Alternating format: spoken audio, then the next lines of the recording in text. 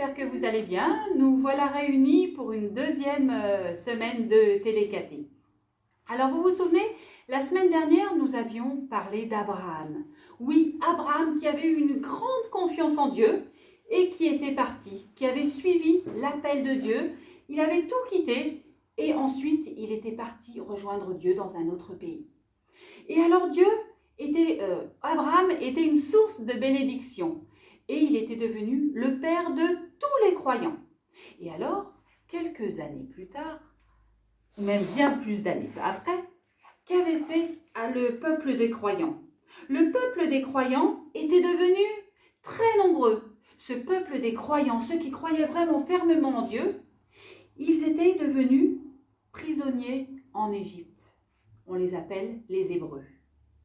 L'Égypte est un pays très loin de la terre qui a été promise à Abraham, la terre qui a été promise par Dieu.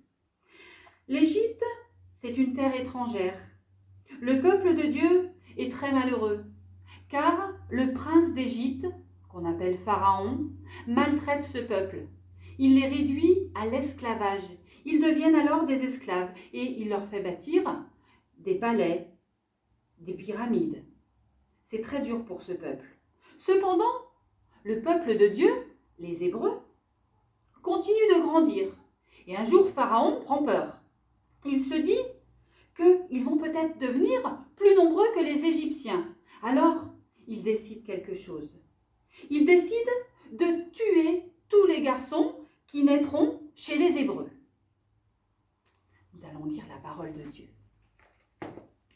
Écoute la parole de Dieu, écoute son écho dans ton cœur. Elle est si proche de toi, accueille-la et garde-la.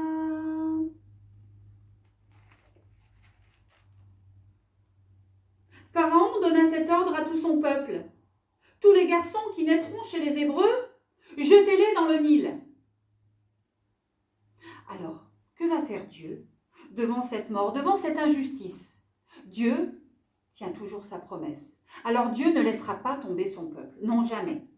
Rien ne peut arrêter le projet d'amour de Dieu, même pas le mal. Lorsque le peuple se tourne vers Dieu pour créer sa souffrance, Dieu l'entend. Il va alors réaliser son projet de salut. Mais que va-t-il faire? C'est ce que nous allons voir.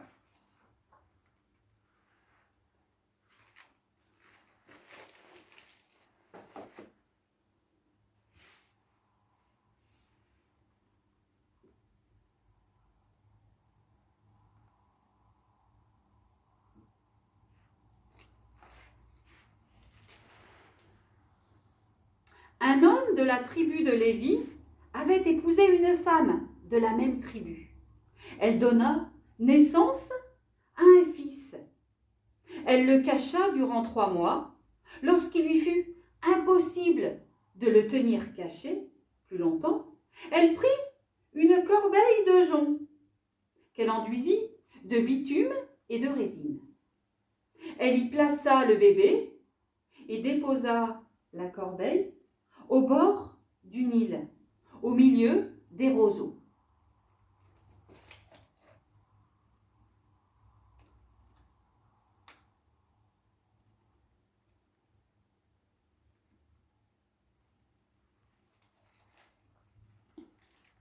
Que fait cette maman pour sauver ce petit garçon?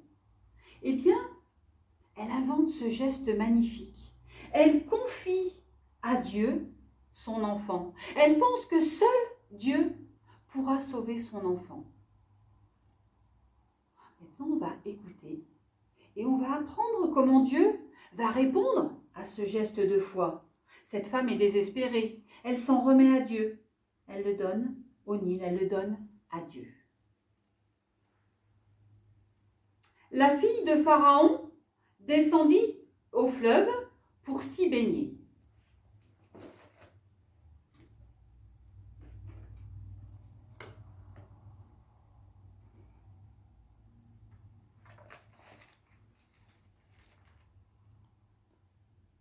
Elle aperçut la corbeille parmi les roseaux et envoya ses servantes pour la prendre. Elle l'ouvrit et elle vit le bébé qui pleurait. Elle eut pitié et dit, « C'est un petit Hébreu. »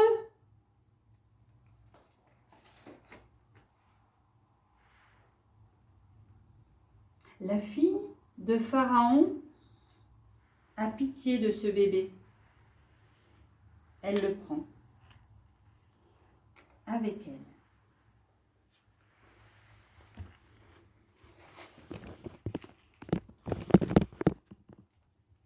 Elle est touchée par les pleurs de l'enfant. Elle eut pitié de lui.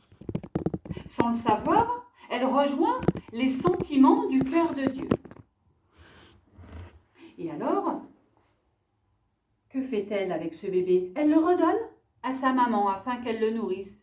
Et ensuite, quand il a un petit peu plus grandi, elle le reprend et elle l'élève comme son propre enfant. Il est donc élevé avec le futur pharaon, avec le futur roi d'Égypte. Et alors, en l'élevant comme son propre fils, elle lui donne un nom. Ce nom-là est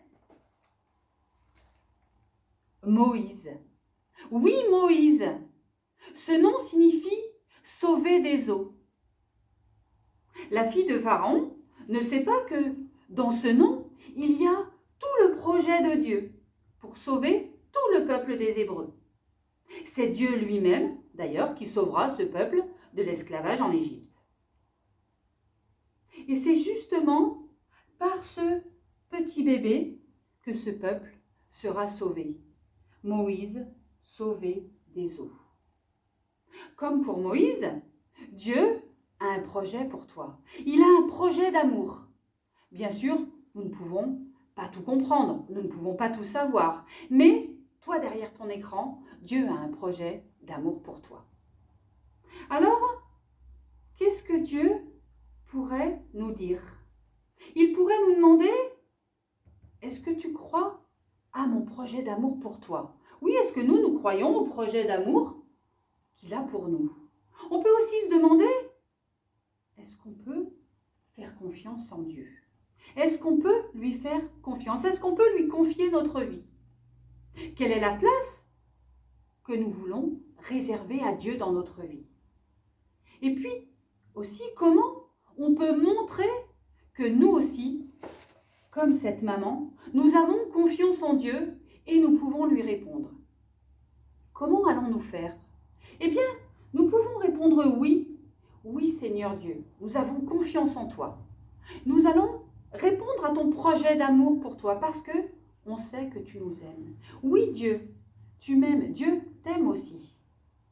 Et alors, pour répondre à ce projet d'amour, je te propose de remplir le parchemin qui est dans la pièce jointe.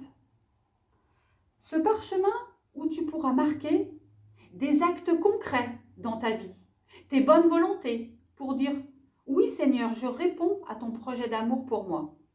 C'est-à-dire qu'il faut faire le bien. Mais concrètement, comment ça se passe? Est-ce qu'on peut aider à la maison, par exemple? Ou est-ce qu'on peut être plus gentil avec son frère, avec sa sœur? Peut-être passer un coup de fil à son papy, à sa mamie, prendre soin des autres, particulièrement ces temps-ci. Oui Seigneur, on arrive à notre temps de prière, les enfants. Seigneur Dieu, oui, je veux répondre à ton projet d'amour que tu as pour moi. Seigneur Dieu, tu m'aimes, tu veux mon bien, tu veux éloigner le mal de moi. Seigneur Dieu, faites que mon cœur soit toujours ouvert à ton projet d'amour. Faites que je te garde toujours dans mon cœur.